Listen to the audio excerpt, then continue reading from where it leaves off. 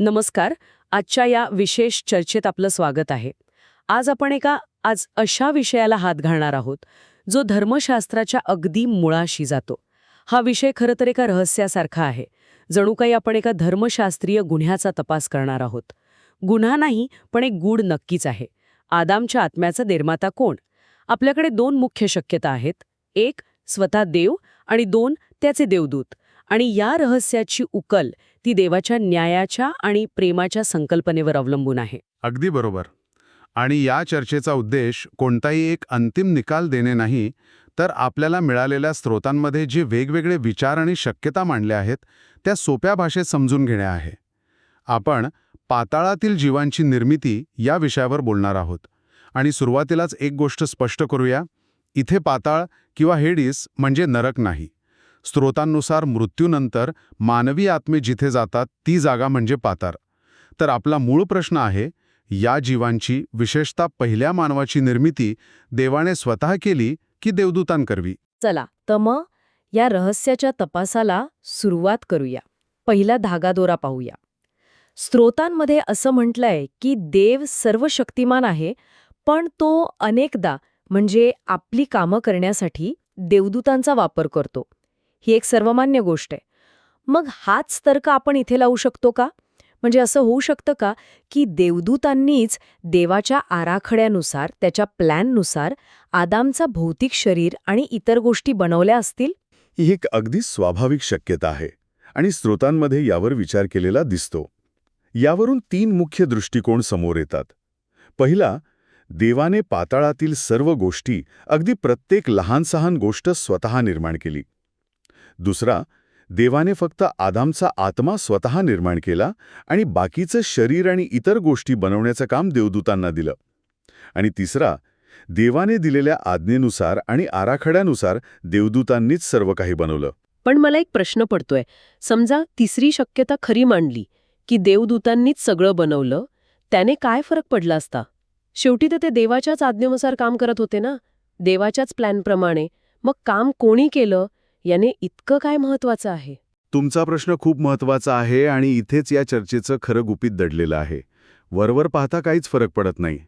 पण इथेच न्याय या संकल्पनेचा मुद्दा येतो. कल्पना करा, एका मोठ्या स्पर्धेत भाग घेणाऱ्या खेळाडूला जर पंचांनीच म्हणजे रेफरीनेच प्रशिक्षण दिलं असेल, तर तो सामना निष्पक्षपाती म्हणता येईल का? नाही ना. इथेही काहीसं तसंच आहे. स्रोतांनुसार आदामची निर्मिती ही केवळ एक निर्मिती नव्हती, तर ती एका मोठ्या परीक्षेची सुरुवात होती. परीक्षा? कसली परीक्षा? देवाने आदामाला एक आज्ञा दिली होती. ती पाळायची की नाही हे निवडण्याचं स्वातंत्र्य आदामाला होतं. जर आदामने ती आज्ञा पाळली असती तर हे सिद्ध झालं असतं की देवाचा प्रेमाचा नियम हा न्यायी आहे आणि तो पाळणं शक्य आहे. पण ही परीक्षा निष्पक्षपाती होण्यासाठी आदामचं मन, त्याचा आत्मा, त्याची निवड करण्याची क्षमता, हे सगळं परिपूर्ण आणि कोणत्याही पूर्वग्रहाशिवाय असणं गरजेचं होतं. त्यात कोणतीही त्रुटी असून चालणार नव्हतं. वाव! म्हणजे हे प्रकरण फक्त आदामच्या निर्मितीपुरतं मर्यादित नाही, तर देवाच्या स्वतःच्या चारित्र्यावर, त्याच्या न्याय करण्याच्या पद्धतीवर प्रश्नचिन्ह निर्माण होऊ शकतं. जर आदामाला निवड करण्याचं स्वातंत्र्यच नसतं, तर मग त्याच्याकडून आज्ञा पाळण्याची अपेक्षा करणं हे एका रोबोटला प्रोग्राम करण्यासारखं झालं असतं. मग त्यात प्रेम किंवा न्याय कुठे आला? आता मला याचं गांभीर्य कळतंय. निर्माण करू शकले असते का?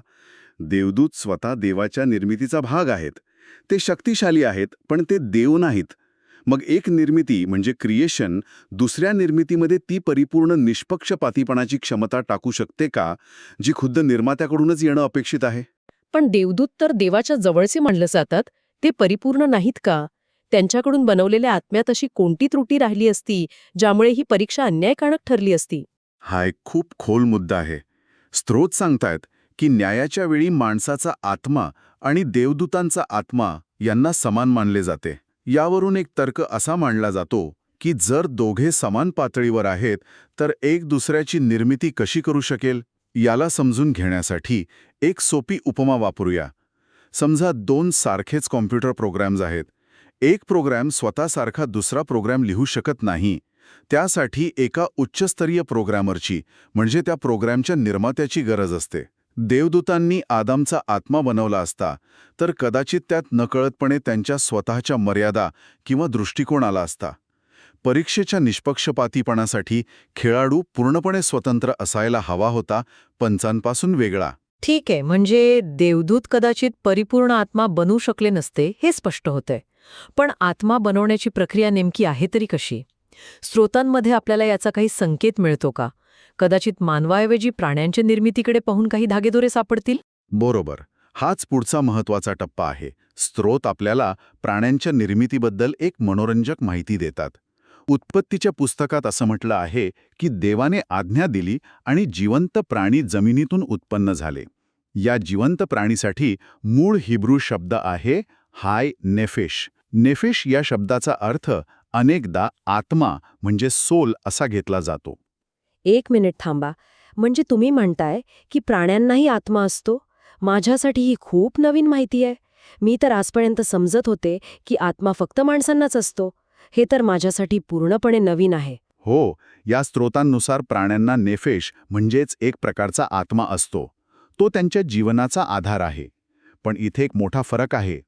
प्राण्यांना नेफेश आहे, पण त्यांच्याकडे नैतिक निवड करण्याची म्हणजे चांगलं वाईट ठरवून देवाची आज्ञा पाळण्याची किंवा मोडण्याची स्वतंत्र इच्छाशक्ती नाही.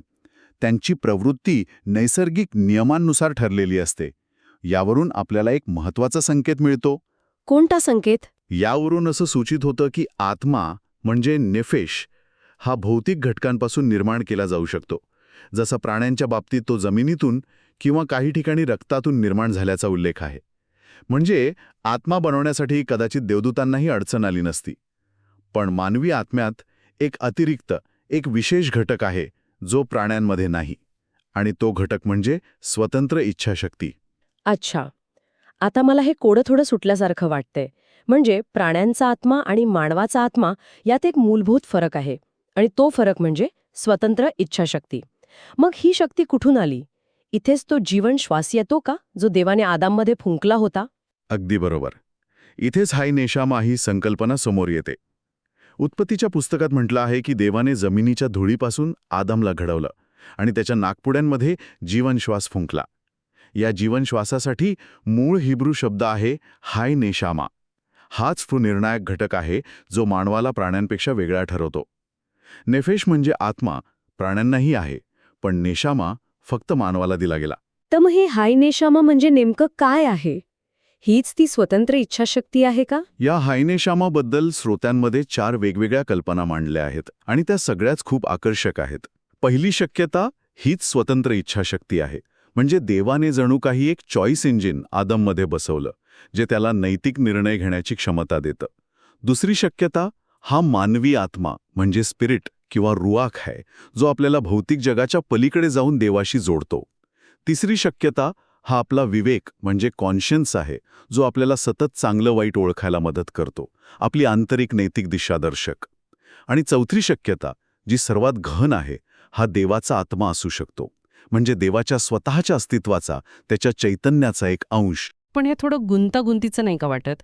म्हणजे जर आपण असं मानलं की शरीर आणि नेफेश म्हणजे मूळ आत्मा देवदूतांनी बनवला आणि त्यात फक्त नेशामा नावाचं एक फीचर देवाने ॲड केलं, हे मला एखाद्या कार असेंब्ली लाईनसारखं वाटतंय, जिथे गाडीची बॉडी आणि बाकीचे भाग कोणीतरी बनवतंय आणि शेवटी इंजिन बसवण्यासाठी ती गाडी दुसऱ्याच कंपनीकडे जाते. नेशामा हा देवाकडून थेट मिळालेला एक घटक होता. तो मध्यस्थामार्फत म्हणजे देवदूतांमार्फत आलेला नाही. आणि हाच घटक आदामला प्राण्यांच्या विपरीत देवाच्या आज्ञा समजून घेण्यास आणि त्या पाळायच्या की नाही हे ठरवण्यास सक्षम करतो. त्यामुळे या स्रोतांमधील युक्तिवाद असा आहे की जरी देवदूतांनी शरीर आणि मूळ आत्मा बनवला असला, तरी ती सर्वात महत्त्वाची गोष्ट म्हणजे स्वतंत्र इच्छाशक्ती ही देवाने स्वतः हाय नेशामाद्वारे स्थापित केली. ठीक आहे, तर ह्या सगळ्या चर्चेचा अर्थ काय निघतो?